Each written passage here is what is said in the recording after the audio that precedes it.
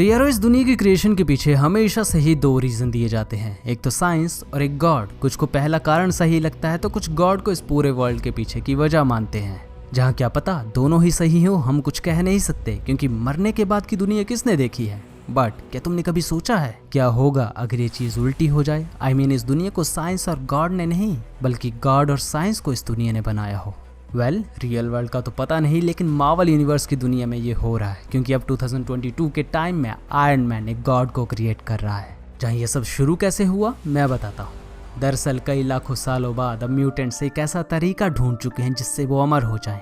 उसी को यूज करके इन्होंने अर्थ के क्रैकोआ देश के साथ साथ मार्स को इनहेबिट कर लिया है, जो बात ना इंसानों को पसंद आ रही है ना ही इटर्नल्स को। ये दोनों प्रजातियां मानती हैं कि म्यूटेंट्स अब इस दुनिया में रहने लायक नहीं रहे हैं क्योंकि सिर्फ अपने लिए जी रहे थे। इसीलिए इटर्नल्स ने इनके खिलाफ जंग छेड़ दी। क्रैकोआ पर अटैक हुआ, वहीं मार्स पूरी तरह तबाह हो जाता है। मैग्नेटो समेत हर म्यूटेंट की वहाँ मौत हो गई। सारा मार्स ऐसा लग रहा था मानो हड्डियों का कोई समंदर हो। एंड अब सिर्फ अर्थ पर ही कुछ म्यूटेंट्स बच पाए हैं जिनका हश्र भी शायद कुछ अच्छा नहीं होगा क्योंकि इटर्नल्स अपनी डेथ टावरिंग मशीन्स के साथ अर्थ पर अपना फाइनल अटैक कर चुके हैं। म्यूटेंट्स मारे जाएंगे जो ना हो, इसीलिए आयरन मैन एजेक के साथ मिलकर एक गॉड को बनाना शुरू कर चुका है। अब गाइस आगे क्या होगा इस एपिसोड में हम यही जानेंगे, लेकिन उससे पहले अगर फर्स्ट एपिसोड अभी तक नहीं देखा तो उसे यहाँ से देख लेना या लिंक डिस्क्रिप्शन में भी मिल जाएगा। नाउ चलिए शुरू करते हैं एक्स द जजमेंट डे के सेकंड एपिसोड को। तो यार ड्यूग यानी इटर्नल्स की वॉर की गूंज अब पूरी दुनिया में सुनाई दे रही थी। चाहे फिर लंदन, बैंकोवर, मुंबई कोई भी शहर हो, बस बात ये थी कि अलग अलग जगहों के लोगों की सोच अलग है। कुछ म्यूटेंट्स के खत्म होने पर खुश हैं तो किसी को इस बात से फर्क तक नहीं पड़ता, तो कोई इससे दुखी।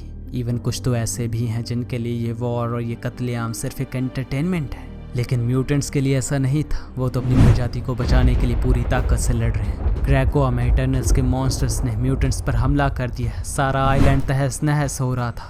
स्कॉट कहता है मुझे इन मॉन्स्टर्स से लड़ने के लिए सबको आगाह करना चाहिए था, ये बहुत पावरफुल हैं, हम हार जाएंगे। इस तभी स्ट्राइक के साथ कैप्टन अमेरिका वहां आ जाते हैं।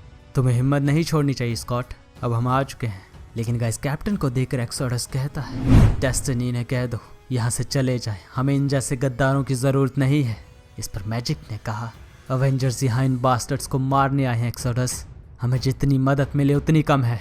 लेकिन फिर भी अगर तुम्हें इतनी ही प्रॉब्लम है तो क्वाइट काउंसिल के आने के बाद वोटिंग कर लेंगे। लेकिन तब तक क्रैकोआ अवेंजर्स का स्वागत करता है। गाइस साइक्लोप्स ने कैप्टन से हाथ मिलाया। वेलकम अवॉर्ड कैप, चीज़ें यहाँ मुश्किल हो रही थी। तो कैप्टन कह रहे हैं हम दोनों ने इससे भी बुरा वक्त देखा है तो इससे भी गुजर जाएंगे। और वैसे आयरन मैन तुम्हारे लिए एक बहुत पीसफुल सॉल्यूशन पर काम कर रहा है स्कॉट। तो गाइस टोनी अपने काम पर लग चुका है। उधर अवेंजर्स माउंटेन पर वो कह रहा था तुम चाहती हो हम एक ऐसा स्पेस गॉड बनाए जो अपने इटर्नल्स बच्चों को सब रोकने के लिए बोले, वो भी कुछ घंटों में। इसके लिए तो मुझे सुपर जीनियस होना होगा।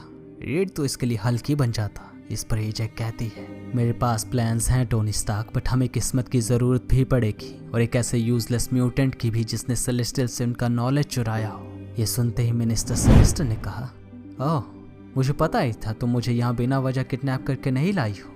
मेरे लोग मर रहे हैं, हमें जल्दी करना होगा। तो कहाँ से शुरू करें? एजेक कहती है ये खोली टास्क है यू मोरॉन, हमें जल्दी यहाँ पर काम नहीं बिगाड़ना है। उधर का इस बैटलफील्ड में सिचुएशन काफ़ी टेंस हो चुकी थी, लेकिन फिर भी कैप्टन मार्वल, नमोर, थॉर और बाकी के म्यूटेंट्स ने एक हेक्स मॉन्स्टर को कंट्रोल में ले लिया था। एंड तभी नमोर का एक जोरदार एक ही स्ट्राइक में उस मॉन्स्टर का आर्मर क्रैक कर जाता है। नमोर ने कहा ये मेरा है, कोई भी इसे छुएगा नहीं। गाइस हीरोज में कॉन्फिडेंस वापस आ रहा है, जो अच्छी बात थी लेकिन दुनिया के लिए नहीं, क्योंकि इनके हर एक वार के साथ समंदर में बहुत पावरफुल अर्थक्वेक्स आने लगे थे। मल्टीपल सुनामीज की वेव्स कोस्टल एरियाज की तरफ बढ़ने लगी। अर्थ के मेंटल को सीरियस डैमेज हुआ था, हजारों मारे जाएंगे और ये फिलीपींस, ऑस्ट्रेलिया, जापान हर जगह होगा। ये देखते ही साइक्लोप्स समझ जाता है कुछ तो करना होगा। वो कैप्टन को कहता है कैप तुम जाओ, लोगों की जान खतरे में है, इनसे हम निपट लेंगे। कैप्टन ने कहा थैंक्स स्कॉट, एक दिन दुनिया भी तुम्हारी ये साइड देखेगी। इसके बाद गाइस थॉर, कैप्टन मार्वल और बाकी सभी एवेंजर्स लोगों को बचाने निकल जाते हैं, जो देखकर एक्सोडस कहता है देखा काउंसिल ये लोग धोखेबाज हैं, अभी भी हमें छोड़कर जा रहे हैं। गाइस म्यूटेंट्स फिर अकेले हो गए थे, पर क्या ऐसा सही में था? नहीं, क्योंकि इस वक्त आयरन मैन उनकी मदद के लिए वो काम करने में लगा है जो किसी ने कभी नहीं किया था। बट एक एब्सोल्यूट पावर के नए गॉड को बनाने के लिए काफ़ी कुछ चाहिए था, जैसे कि अर्शम द जज की डेड बॉडी जो अर्थ पर क्रैश हुई थी। द ड्रीमिंग सेलेस्टियल का हार्ट, एसगार्ड के डिस्ट्रॉयर आर्मर की पावर, साथ ही इटर्नल्स की प्रेयर्स और scriptures, the completely new Holi scriptures जो गॉड के थॉट्स को फॉर्म देंगे।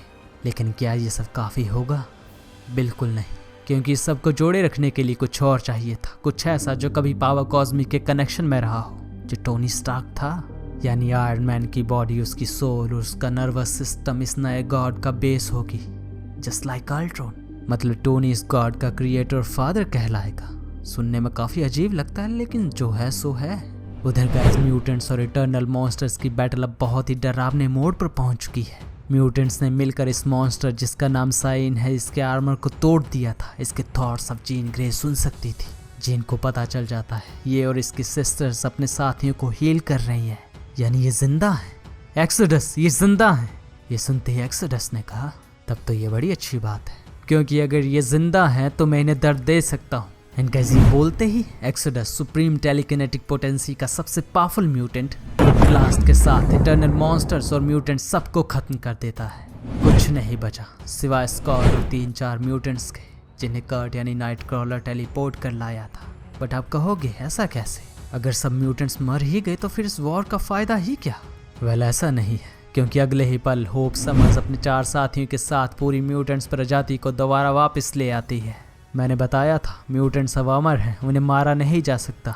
पूरे 15 मिलियन म्यूटेंट्स कुछ मिनट्स में ही वापस आ गए, जिनमें लोगन और एक्सोडस भी शामिल थे, जिन्हें कुछ याद नहीं है कि इनके मरने के तुरंत पहले क्या हुआ था। But sign the eternal monster को याद है, जो अभी आग में जल रही थी।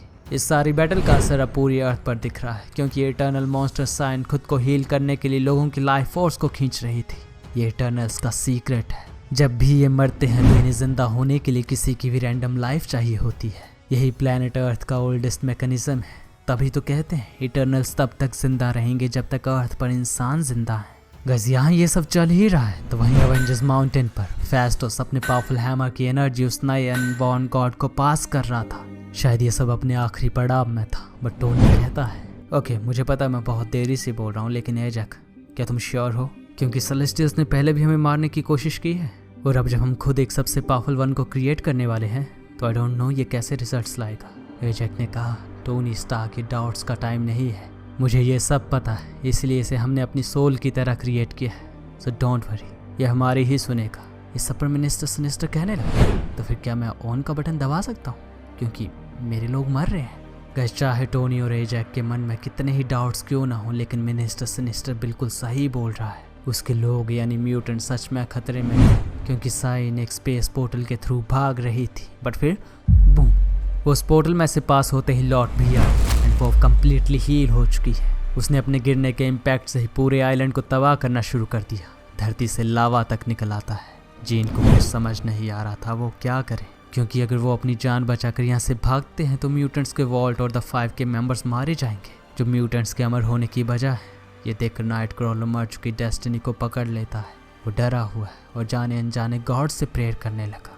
बड़ी अजीब बात थी, म्यूटेंट्स कभी ऐसा नहीं करते। बट जो कुछ भी हो, शायद आज उनके लिए गॉड ज़रूर आएगा, या फिर वो आ ही रहा है। टोनी और एजैक ने इस नए गॉड की इनिशिएशन कर दी थी। इनका गॉड जिंदा होने लगा है और इसलिए वो जज भी करेगा। सेलेस्टियल गॉड ने आते ही सभी इटर्नल मॉन्स्टर्स को रुकने का आदेश दे दिया, जिसे मानना ही इनकी किस्मत है। इसीलिए सभी इटर्नल हेक्स मॉन्स्टर्स वापस लौट गए बिना किसी सवाल के, जो एक बहुत खुशी की बात थी। ये देखकर टोनी कहता है, तो ये काम कर गया?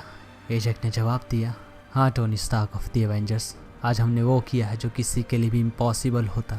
तुमने आज अपने ही एक गॉड को बनाया है जो एजैक इससे आगे कुछ कहने वाली थी कि तभी ये नया सबसे पावरफुल सेलेस्टियल गॉड कहता है, पीपल ऑफ अर्थ, तुम सब स्पॉइल्ड हो चुके हो और ये प्लैनेट रूइंड। तुमने जरा भी दया नहीं दिखाई, इसलिए मेरे पास अब कोई और ऑप्शन नहीं है। तुम सब ने खुद अपने कर्मों से मुझे ये करने पर मजबूर किया है।